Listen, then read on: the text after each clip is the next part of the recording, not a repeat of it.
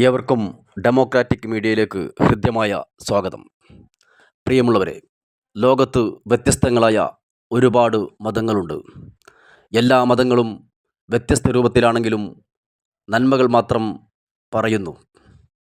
മനുഷ്യജീവിതത്തിൻ്റെ സമസ്ത മേഖലകളിലും നന്മകൾ മാത്രം പ്രവർത്തിച്ചാൽ നന്മകൾ പ്രവർത്തിക്കുന്നവന് നാളെ സ്വർഗമുണ്ടെന്നും തിന്മകൾ പ്രവർത്തിക്കുന്നവന് നരകമുണ്ടെന്നും പ്രഖ്യാപിക്കുന്നു. ഏതായിരുന്നാലും ശരി, ലോകത്താകമാനം നിരീശ്വരവാദം അതും നടക്കുന്നു. നിരീശ്വരവാദികൾക്ക് നിരീശ്വരവാദികളാവാം, ദൈവവിശ്വാസികൾക്ക് ദൈവവിശ്വാസികളാവാം. പക്ഷേ അടുത്ത കാലത്തായി യൂട്യൂബിലൂടെ ഒരു പൊതു പ്ലാറ്റ്ഫോം, പണമുണ്ടാക്കാൻ കഴിയുന്ന ഒരു പൊതു പ്ലാറ്റ്ഫോം ലഭിച്ച കാലഘട്ടം മുതൽ വളരെ മൃഗീയമായി നിരീശ്വരവാദികളെന്ന് അവകാശപ്പെടുന്നവർ ചിലർ വളരെ മോശമായി പണമുണ്ടാക്കാൻ വേണ്ടി മാത്രം, പ്രത്യേകിച്ച് ഇന്ത്യൻ സാഹചര്യത്തിൽ സംഘികളുടെ പിന്തുണ കിട്ടാൻ വേണ്ടി ഇസ്ലാമിനെ മാത്രം അതിനിശ്ചിതമായി വിമർശിച്ചു കൊണ്ടിരിക്കുന്ന ഒരു കാലഘട്ടത്തിലൂടെയാണ് നാം കടന്നു പോകുന്നത്. സത്യത്തിൽ എന്താണ് ഇസ്ലാമിനെ മാത്രം ഇത്രമാത്രം വിമർശിക്കാൻ ഇവർക്ക് പ്രചോദനമാകുന്നത് എന്ന് ചോദിച്ചു കഴിഞ്ഞാൽ, ഖുർആനും ഹദീസും ഓതിക്കൊണ്ട് അതിനെ വളച്ചൊടിച്ചുകൊണ്ട് പൊതുജനമധ്യത്തിൽ വളരെ മോശമായ രീതിയിലാണ് ഇവർ കാര്യങ്ങൾ അവതരിപ്പിക്കുന്നത്. മതം പഠിക്കാത്ത, പ്രത്യേകിച്ച് ഇസ്ലാമിനെക്കുറിച്ച് മനസ്സിലാക്കാൻ കഴിഞ്ഞിട്ടില്ലാത്ത നിഷ്പക്ഷമതികളായ ജനങ്ങൾക്കിടയിലേക്ക് ഇസ്ലാമിനെ വളരെ മോശമായി ചിത്രീകരിക്കുക, അതിലൂടെ അവരുടെ റേറ്റിംഗ് കൂട്ടിക്കൊണ്ട് പണം സമ്പാദിക്കുക എന്നതിലപ്പുറം മറ്റൊരു ധാർമ്മിക ലക്ഷ്യവും അവർക്കില്ല എന്നത് അവരുടെ പ്രവർത്തനം കൊണ്ട് നമുക്ക് മനസ്സിലാക്കാൻ കഴിയുന്നുണ്ട്. സത്യത്തിൽ ഇസ്ലാമിനെ മാത്രം ഇത്രമായി ക്രൂരമായി പീഡിപ്പിക്കാൻ എന്താണ് കാരണം? ആ കാരണങ്ങളിലേക്ക് നമ്മൾ വളരെ വ്യക്തമായി ഒന്ന് ചിന്തിക്കേണ്ടതുണ്ട്. വളരെ ചെറിയ കാര്യങ്ങൾ തന്നെ എടുത്തു കഴിഞ്ഞാൽ, മനുഷ്യജീവിതത്തിന് ഈ ഭൗതിക ലോകത്ത് തന്നെ സമുദായത്തിനും സമൂഹത്തിനും രാജ്യത്തിനും ഗുണകരമായ രീതിയിലല്ലാതെ ഒന്നും തന്നെ മതം ഒരു കാലത്തും ഇസ്ലാം മതം പഠിപ്പിച്ചിട്ടില്ല. ചുരുങ്ങിയ കാര്യങ്ങൾ, വളരെ ചെറിയ കാര്യങ്ങൾ നമുക്കെടുത്ത് പരിശോധിച്ചാൽ തന്നെ ഒരു മനുഷ്യൻ നടന്നു പോകുന്ന വഴിയിലെ തടസ്സം നീക്കിയാൽ അവന് അള്ളാഹുവിൻ്റെ അടുത്തു നിന്ന് കൂലിയുണ്ടെന്നും, പ്രായം കുറഞ്ഞവരോട് വാത്സല്യവും കൂടിയവരോട് ബഹുമാനവും കാണിക്കണമെന്നും, അയൽവാസി പട്ടിണി കിടക്കുമ്പോൾ വയറ് നിറച്ച് ഭക്ഷണം കഴിക്കാൻ പാടില്ലെന്നും അയൽവാസിയെ കൂടി പരിഗണിക്കണമെന്നും, രോഗി പരിചരണം നടത്തിയാൽ അള്ളാഹുവിൻ്റെ അടുത്തുനിന്ന് കൂലിയുണ്ടെന്നും, ദാനധർമ്മങ്ങൾ ആപത്തുകളെ തടുക്കുമെന്നും, സമ്പാദ്യത്തിലെ ഒരു വിഹിതം കൃത്യമായി കണക്കെടുത്ത് വർഷത്തിലൊരിക്കൽ അർഹരെ കണ്ടെത്തി സക്കാത്തായി കൊടുക്കണം. ആ സക്കാത്ത് കൊടുത്തില്ലെങ്കിൽ സക്കാത്തിൻ്റെ പണം അവൻ സമ്പാദിച്ചതാണെങ്കിലും ശരി, അതവനതെടുത്താൽ അത് കളവിന് തുല്യമാണ് എന്നും പഠിപ്പിക്കുന്നു. അത്രയും വലിയ സാമൂഹിക നന്മ ഇസ്ലാം മതം പഠിപ്പിക്കുന്നു. മാതാപിതാക്കളെ സംരക്ഷിക്കണമെന്നും, ഉപദ്രവകാരികളല്ലാത്ത ജന്തുക്കളെയും ജീവജാലങ്ങളെയും പക്ഷിമൃഗാദികളെയും കൊല്ലരുതെന്നും, അവർക്ക് ഭക്ഷണവും വെള്ളവും നൽകണമെന്നും ഇസ്ലാം പഠിപ്പിക്കുന്നു. കറുത്തവനും വെളുത്തവനും, സമ്പന്നനും ദരിദ്രനും, പണ്ഡിതനും പാമരനും അള്ളാഹുവിന് മുമ്പിൽ, ദൈവത്തിന് മുമ്പിൽ സമന്മാരാണെന്ന ലോകത്തിലെ ഏറ്റവും വലിയ സോഷ്യലിസവും ഇസ്ലാം പഠിപ്പിക്കുന്നു.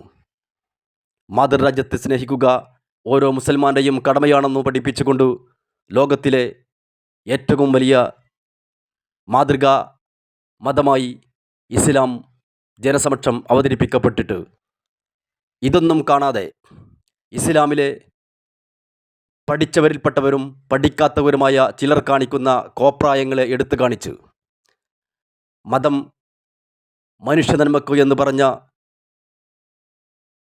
ആ വിശ്വാസത്തെ മതം മനുഷ്യനന്മക്കല്ല, മതം മനുഷ്യനെ മയക്കുന്ന കറുപ്പാണെന്ന് പറയുന്ന കമ്മ്യൂണിസ്റ്റുകൾക്ക് ഉപകാരപ്രദമായ രീതിയിൽ, അല്ലെങ്കിൽ ഇസ്ലാമിനെ എതിർക്കാൻ വേണ്ടി മാത്രം കോപ്പുകൂട്ടി നടക്കുന്ന നിരീശ്വരവാദികളെന്ന് പറയുന്ന, എന്നാൽ നിരീശ്വരവാദമില്ലെങ്കിലും അവർ ഇസ്ലാം മതത്തെ എതിർക്കാൻ വേണ്ടി മാത്രം, അതിലൂടെ കിട്ടുന്ന വരുമാനം കൊണ്ട് ജീവിക്കാൻ മാത്രം ശ്രമിക്കുന്ന പലർക്കും മരുന്നിട്ട് കൊടുത്തുകൊണ്ടിരിക്കുന്ന മുസ്ലിം സമുദായത്തിൽപ്പെട്ട പണ്ഡിത വേഷധാരികളായ ചിലർ നടത്തുന്ന പ്രഭാഷണങ്ങൾ, അവരുടെ താല്പര്യത്തിന് അനുസരിച്ച് അവർ വളച്ചൊടിക്കുന്ന വിഷയങ്ങൾ എടുത്തുകൊണ്ട്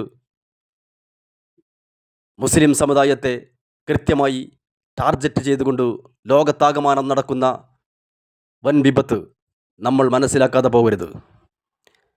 ഇനി നമുക്ക് ഇസ്ലാം നിരോധിച്ച കാര്യങ്ങളെടുത്ത് പരിശോധിച്ചു കഴിഞ്ഞാൽ, ഇവിടെ തെറ്റ് ചെയ്താൽ നാളെ നരകം ഉണ്ട് എന്ന് എല്ലാ മതങ്ങളും പറയുന്നു, ഇസ്ലാമും പറയുന്നു. ഇനി നിരീശ്വരവാദികളെന്ന് പറഞ്ഞ് ഇസ്ലാമിനെ മാത്രം വിമർശിക്കാൻ നടക്കുന്ന ഇവർക്ക് ഒരു പക്ഷേ അത് വിശ്വാസമില്ലായിരിക്കാം. അത് വിശ്വസിക്കാതിരിക്കാനുള്ള സ്വാതന്ത്ര്യം അവർക്കുണ്ട്. കാരണം മരണശേഷം എന്താണെന്ന് വിശ്വാസികളും കണ്ടിട്ടില്ല, അവിശ്വാസികളും കണ്ടിട്ടില്ല. അതുകൊണ്ട് മരണശേഷം നരകവും സ്വർഗവും ഉണ്ടെങ്കിലും ഇല്ലെങ്കിലും ശരി, ഈ ഭൗതിക ലോകത്ത് തന്നെ മനുഷ്യനായി ജീവിക്കാൻ, സാമൂഹിക നന്മ ഉപയോഗപ്പെടുത്തിക്കൊണ്ട് ജീവിക്കാൻ അതിന് പറ്റിയ കാര്യങ്ങളാണ് ഇസ്ലാം നിരോധിച്ചിട്ടുള്ളത്.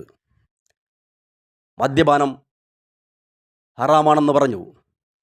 മദ്യം ഹറാമാണ് എന്നതിലപ്പുറം മദ്യം കഴിക്കുന്നവർക്കും കഴിക്കാത്തവർക്കും അറിയാം, മദ്യം എന്തായാലും മനുഷ്യ സമൂഹത്തിന് യാതൊരുവിധ ഉപകാരവും ചെയ്യുന്ന ഒരു വസ്തുവല്ല. അതുകൊണ്ടത് ഇസ്ലാം നിഷിദ്ധമാക്കി. വ്യഭിചാരം ഇസ്ലാം നിഷിദ്ധമാക്കി. അതും മറ്റുള്ളവർ കാണുന്നതുവരെ ആർക്കും അത് വലിയ വിഷയമായിരിക്കില്ല. പക്ഷേ പുറത്തെറിഞ്ഞാൽ നാണക്കേടുള്ള ഒരു വിഷയം തന്നെയാണ്. അതുകൊണ്ട് തന്നെ സമൂഹത്തിൽ ആരും തന്നെ വ്യഭിചാരം ഒരു നല്ല കാര്യമാണെന്ന് ഒരിക്കലും മനുഷ്യർ ആരും പറയാൻ തയ്യാറാവില്ല. അതുപോലെ തന്നെ പലിശ. ഗതികെട്ടാൽ ഒരുപക്ഷെ നമ്മൾ പലിശ വാങ്ങുന്നുണ്ടായിരിക്കാം. പലിശ കൊടുക്കുന്നതും വാങ്ങുന്നതും തെറ്റാണെന്ന് പറഞ്ഞത് മനുഷ്യൻ്റെ സാമ്പത്തിക ഭദ്രതയ്ക്ക് വേണ്ടി കൂടിയാണ് ഈ ഭൗതിക ലോകത്ത്. അതുപോലെ തന്നെ നിരവധി കാര്യങ്ങൾ, ഇസ്ലാം ഹറാമാക്കിയ ഓരോ കാര്യങ്ങളും അത് ചെയ്യാതിരുന്നാൽ മനുഷ്യ സമൂഹത്തിന് ഭൗതിക ലോകത്ത് തന്നെ ഒരുപാട് ഉപകാരപ്രദമായ കാര്യങ്ങളാണ്, മുഴുവൻ ഉപകാരപ്രദമായ കാര്യങ്ങൾ മാത്രമാണ് നിഷിദ്ധമാക്കിയത്. അതുപോലെ തന്നെ ചെയ്യൽ നിർബന്ധമാണെന്ന് പറഞ്ഞത്, അതും മനുഷ്യ സമൂഹത്തിന് ഭൗതിക ലോകത്ത് ഉപകാരപ്രദമായ കാര്യങ്ങളെല്ലാം തന്നെ ചെയ്യൽ നിർബന്ധമാണെന്നും മനുഷ്യ സമൂഹത്തിന് ഉപകാരപ്രദമല്ലാത്ത മുഴുവൻ കാര്യങ്ങളും നിഷിദ്ധമാണെന്നും പ്രഖ്യാപിച്ച എല്ലാ മതങ്ങളും വ്യത്യസ്തമായ രീതിയിൽ ഇതെല്ലാം പറഞ്ഞിട്ടുണ്ടെങ്കിലും അത് ഏറ്റവും കൂടുതൽ ആധികാരികമായും യാതൊരുവിധ വ്യത്യാസങ്ങളുമില്ലാതെ എല്ലാവർക്കും ഉപകാരപ്പെടുന്ന രൂപത്തിൽ ഇസ്ലാം ഇത് പറഞ്ഞു എന്നതുകൊണ്ട് തന്നെയാണ് മാവിനെ ഏറ്റവും കൂടുതൽ മാങ്ങയുള്ള മാവിലേക്ക് എറിയും പോലെ ഏറ്റവും കൂടുതൽ നന്മയുള്ള ഇസ്ലാമിനെ എറിയുക എന്നുള്ളതാണ് ഇവർ ചെയ്തുകൊണ്ടിരിക്കുന്നത്. അതുകൊണ്ട് തന്നെ വളരെ കൃത്യമായി നമ്മൾ മനസ്സിലാക്കേണ്ടതുണ്ട്, ഈ പൈശാചിക കൃത്യത്തിന് മാത്രം, പണത്തിന് വേണ്ടി മാത്രം ഇസ്ലാമിനെ വിമർശിക്കാൻ തയ്യാറായിട്ടുള്ള ഒരുപാട് നിരീശ്വരവാദികൾ എന്ന് പറയുന്നവരുണ്ട്. പക്ഷേ അവർ നിരീശ്വരവാദികൾ അല്ല. അവരുടെ ലക്ഷ്യം, നിരീശ്വരവാദികളെ ഒരിക്കലും ഞാൻ കുറ്റം പറയില്ല. കാരണം അവരുടെ വിശ്വാസം അതാണ്. അങ്ങനെ വിശ്വസിക്കാൻ അവർക്ക് അവകാശമുണ്ട്. അവർക്ക് അങ്ങനെയാണ് മനസ്സിലായിട്ടുണ്ടാവുക. അങ്ങനെ ലോകത്ത് ഒരുപാട് നിരീശ്വരവാദികൾ എല്ലാ കാലഘട്ടത്തിലും ഉണ്ടായിട്ടുണ്ട്. പക്ഷേ അവർ അവരുടെ നിരീശ്വരവാദത്തെ സമർത്ഥിക്കാൻ വേണ്ടി മാത്രമാണ് പ്രസംഗിക്കാറുള്ളത്, പ്രവർത്തിക്കാറുള്ളത്. പക്ഷേ ഇവിടെ ആരിഫ് ഹുസൈനെ പോലെ ഒരുപാട് പേർ, ചിലരുടെയൊന്നും പേര് പറയാൻ പോലും കൊള്ളില്ല, അത്രക്കും ലജ്ജാവഹമായ രീതിയിലാണ് പ്രതികരിച്ചു കൊണ്ടിരിക്കുന്നത്. അവരുടെ ലക്ഷ്യം, അവർ മതമില്ലാത്തവരാണെന്ന് പറയുന്നുണ്ടെങ്കിലും, നിരീശ്വരവാദം പറയുന്നുണ്ടെങ്കിലും അവരുടെ ലക്ഷ്യം നിരീശ്വരവാദമല്ല, മറിച്ച് ഇസ്ലാമിനെ ആക്രമിക്കുക, അതിൽ നിന്ന് കിട്ടുന്ന സമ്പാദ്യം കൊണ്ട് സുഖിച്ച് ജീവിക്കുക എന്നതിലപ്പുറം അവർക്ക് മറ്റ് ലക്ഷ്യങ്ങളൊന്നുമില്ല. അവരുടെ വൃത്തികേടുകൾക്കെതിരെ പ്രതികരിക്കാതിരിക്കലാണ് ഏറ്റവും ഗുണം എന്നെനിക്ക് തോന്നുന്നു. അതുകൊണ്ട് തന്നെ ഇസ്ലാമിനെ പഴിചാരുന്ന, ഇസ്ലാമിനെ മാത്രം വിമർശിക്കാൻ തയ്യാറാവുന്ന നിരീശ്വരവാദികളെന്ന് പറയുന്ന നിങ്ങൾ നിരീശ്വരവാദികളല്ല. നിങ്ങൾ ഇസ്ലാമിനെ വിറ്റ്, ഇസ്ലാമിനെ വിമർശിച്ചു പണമുണ്ടാക്കി ജീവിക്കാൻ ശ്രമിക്കുന്നവർ മാത്രമാണ് എന്ന് മനസ്സിലാക്കാൻ അതിനുള്ള കഴിവ് ഈ രാജ്യത്തെ എല്ലാ മതവിശ്വാസികൾക്കും, മുസ്ലിങ്ങൾക്ക് മാത്രമല്ല എല്ലാ മതവിശ്വാസികൾക്കുമുണ്ട് എന്ന് നിങ്ങൾ മനസ്സിലാക്കണം. നിങ്ങൾക്ക് പിറകിൽ 100 പേരുണ്ടെങ്കിൽ അതിനെ എതിർക്കാൻ കോടിക്കണക്കിന് മതവിശ്വാസികൾ, അത് ഹിന്ദു വിശ്വാസികളും ക്രിസ്ത്യൻ വിശ്വാസികളും മുസ്ലിം വിശ്വാസികളും അതിലപ്പുറം നിരീശ്വരവാദികൾ പോലും നിങ്ങളെ അംഗീകരിക്കില്ല.